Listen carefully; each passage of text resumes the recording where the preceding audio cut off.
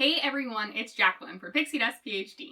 About 6 weeks ago, I posted a video about my DVC journey and asked for your advice. There were a lot of great options mentioned in the comments, so thanks so much if you tuned in and also put in your 2 cents. In today's video, I've got an update for everyone, so this is part 2 of my DVC journey.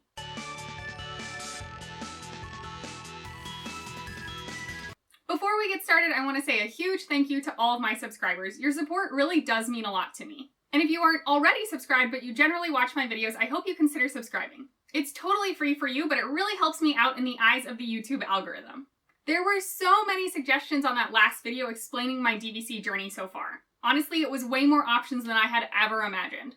Let's go through a few of the common themes from the comments together.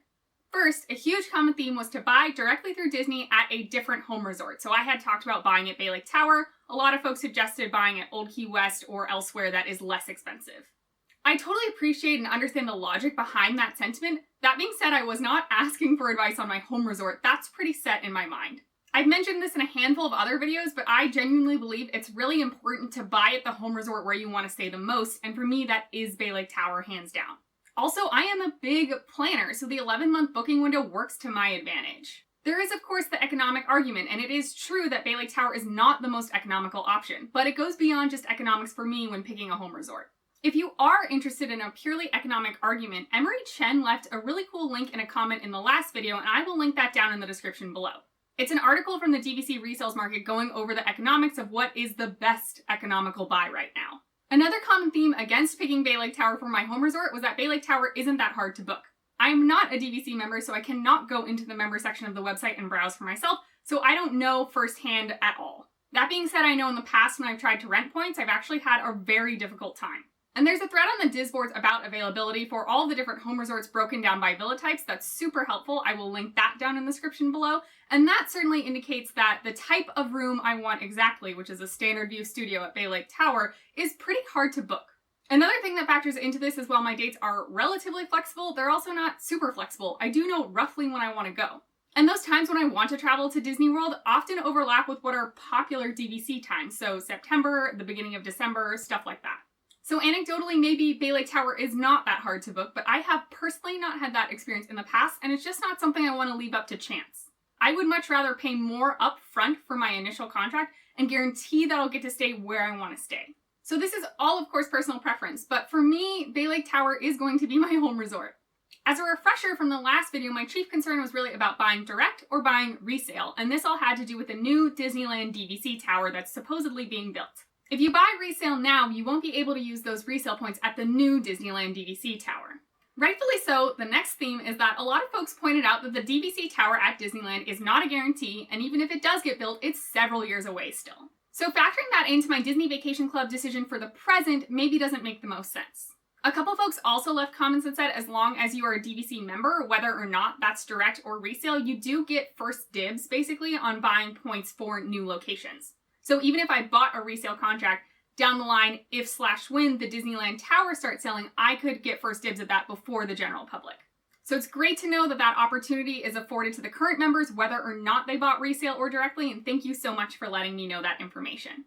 The third big theme was several folks pointed out that maybe they wouldn't buy right now or anytime soon because it's risky due to COVID. And that's completely fair and totally true. Financially, I feel very fortunate that both my partner and I have been gainfully employed this whole time, and neither of us feel like we are at a threat to lose our job due to COVID. And we have been saving for over a year and a half now, specifically for Disney Vacation Club, so it's not like we're taking finances out of our emergency funds or anything when considering buying either resale or direct. Another person pointed out, though, that because of COVID, a lot of folks are banking their points right now, and so there will be a surge of people trying to book Disney Vacation Club to use up their banked points in the next year or 2 years. That seems incredibly valid to me. That's not really something I can control, but that did solidify in my mind that I should buy at the home resort I want to stay in so I get that 11-month priority booking window and sneak in before anyone else can. And the last big theme was buy resale initially, and then later down the line, when you have more finances, you can buy an add-on directly, either at Bay Lake Tower or the tower at Disneyland or wherever. In addition to that, I could consider selling the resale contract I acquire sooner in order to help finance a direct purchase. I thought this was pretty smart and pretty great advice. At the same time, I am wary about planning for things like add-ons because I don't want to end up with too many points. And I know that you can't ever really have too many points in terms of I could always spend more points, but I want to make sure that I am not continuously sinking money into this Disney Vacation Club hole. I don't want to let this bucket list item, this passion of my life, get out of control, especially financially. But it is definitely appealing to think about buying a resale contract sooner rather than later at Bay Lake Tower, and then maybe eventually down the line I could do an add-on over at the Disneyland Tower. And that add-on contract would be small. It absolutely would not be the 100-point minimum in order to get me full member benefits, so I still wouldn't be able to use my resale points over at the tower, but I think that would be fine. And depending on the market and if the math makes sense, I could always sell my resale contract. And then I could use the proceeds from that in order to buy a direct contract at Bay Lake Tower. And then with the add-on contract at Disneyland and the direct contract at Bay Lake Tower, that probably would then be more than 100 points to make me a full member. This then would allow me to use my whole pot of points over at the Disneyland Tower or any of the new resorts, frankly, just at that 7-month mark instead of the 11-month home resort booking mark. So everyone gave me a ton to think about, and I really appreciate it. I learned a lot of information I would not have otherwise without your super helpful comments. And with all that in mind, I basically went about my normal Disney Vacation Club life, which is essentially saving money from every paycheck and occasionally browsing resales. I wouldn't say I 100% decided, but after all that great information you guys left me, I was way back on train with let's just buy resale sooner rather than later. My ideal contract would be about 75 or 80 points at Bay Lake Tower. And I've been casually browsing various resale websites for probably about a year now, and I find that it's pretty rare to find contracts between 50 points and 100 points. So even though ideally I want 75 or 80 points, I've pretty much resigned myself to the fact that I'll probably end up buying a 100-point resale contract. I landed on 75-ish points basically because that's what makes sense with the way we want a vacation. There are a decent amount of actual small contracts, 25-point contracts, 50-point contracts at Bay Lake Tower, but those are really too small for us to make good use of. I also know that I want ideally an August or September use year. This is because we tend to want to go to Disney World between September and February. I don't have any data on this, but again, anecdotally from just my casual browsing over the past year or so, I see a ton of December use years and a lot of February use years. There's a decent amount of June use years too, which I could probably be talked into buying a June use year contract, but it's definitely not my ideal. I would love August or September. So with all that in mind, I browse the DVC resale market usually a couple times a week just to keep an eye on what's available and what pricing is like. So at least anecdotally, I have in my mind what is a good deal, what's been going on, how's the market trending, all of that. On Sunday, August 9th, I was just casually browsing and I came across a 90-point Bay Lake Tower contract with an August use year. This kind of felt like finding the pot of gold at the end of the rainbow. Yes, it was slightly more points than I ideally wanted. Again, I think 75 or 80 points would be my absolute perfect sweet spot, but it was less points than a 100-point contract at least. And that August use year.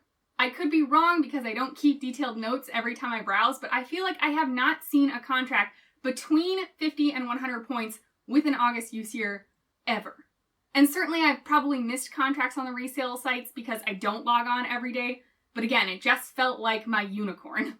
Now this contract was stripped, so there were 0 points for the August 2020 use year and then 90 points coming August 2021. This was perfectly fine with me and my partner because really the next time we want to spend a long time at Walt Disney World is September of 2021, so we would totally have points by then. This contract had been listed on Friday, August 7th, so I was genuinely really surprised that by midday Sunday it was still listed as available. Generally speaking, small contracts go extremely fast. I have definitely seen listings go up in the morning and by the evening they are now offer accepted.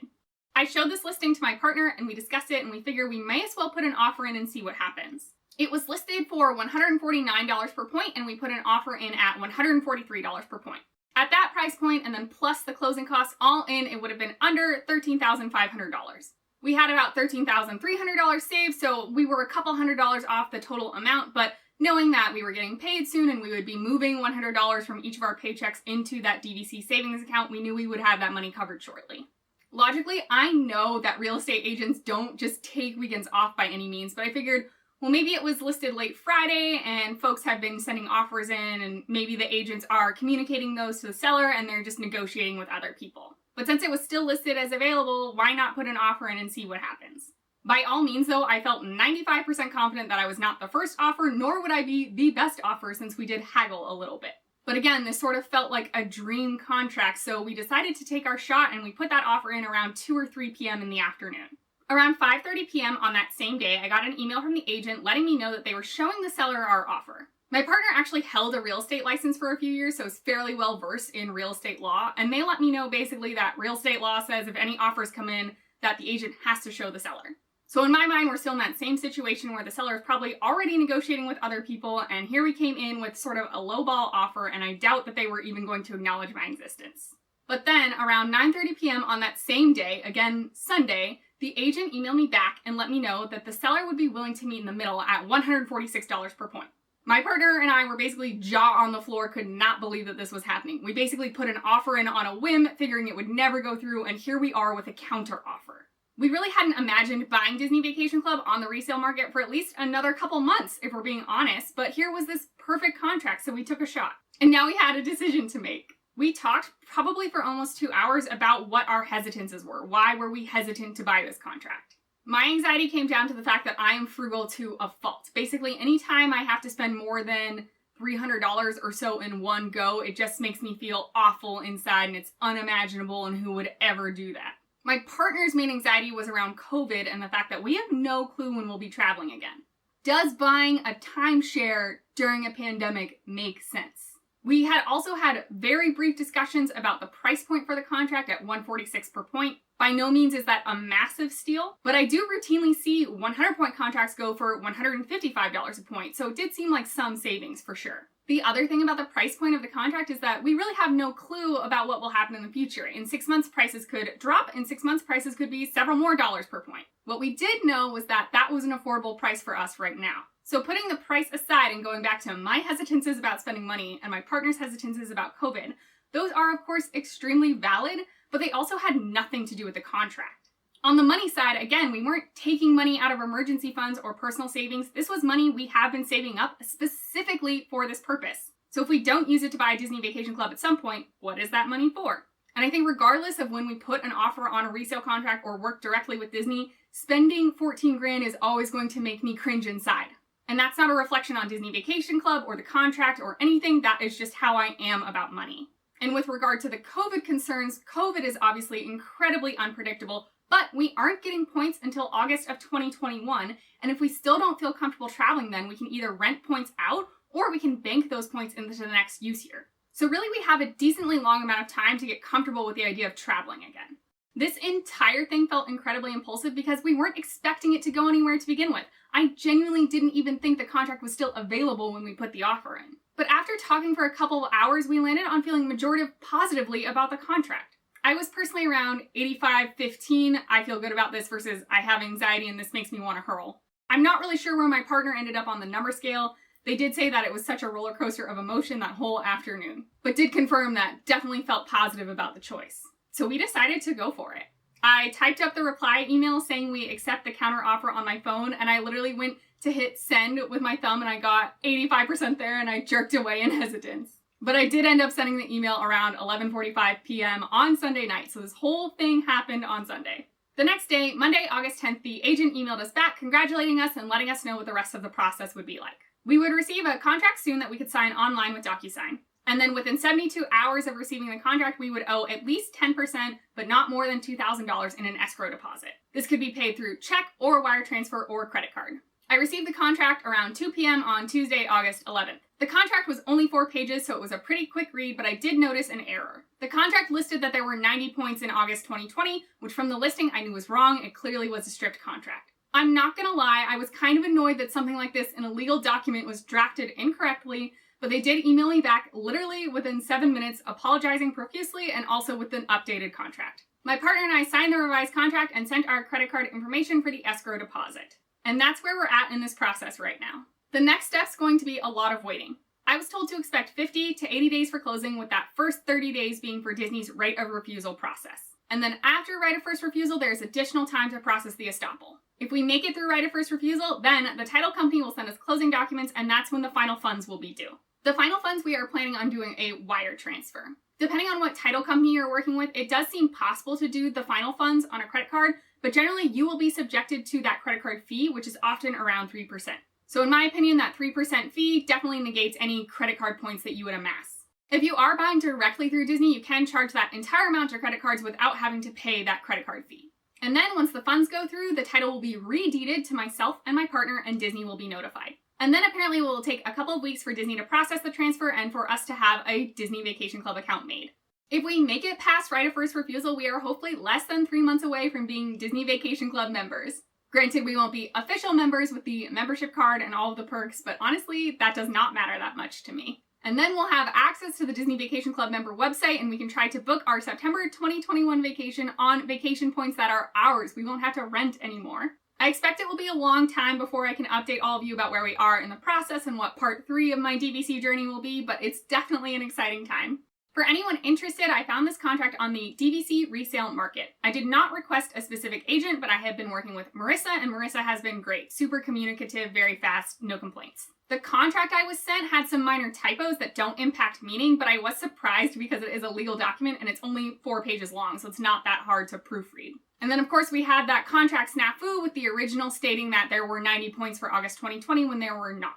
This was fixed extremely quickly, but I would say Marissa has done an amazing job on her end, and then the contract folks I am a little bit less pleased with. But nothing held up the process, there wasn't a huge delay, so it's really a minor point. I can't really compare and contrast here. I don't know what it's like to work with any other resale company. And I do want to point out that I didn't pick this company specifically, I picked this contract. If this contract was listed on a different website, I would have gone with that company. But all that being said, so far at least, I definitely would give the DVC Resale Market Company a stamp of approval, and I would not hesitate to recommend them to any of my friends looking to buy DVC. If you have questions about my experience in the resale process, definitely let me know in the comments down below. I'm happy to try to make this as transparent for you as possible. If you enjoyed this video, please give it a like and be sure to subscribe to the channel in order to stay tuned for part 3. Ring that bell icon for notifications whenever I post new videos.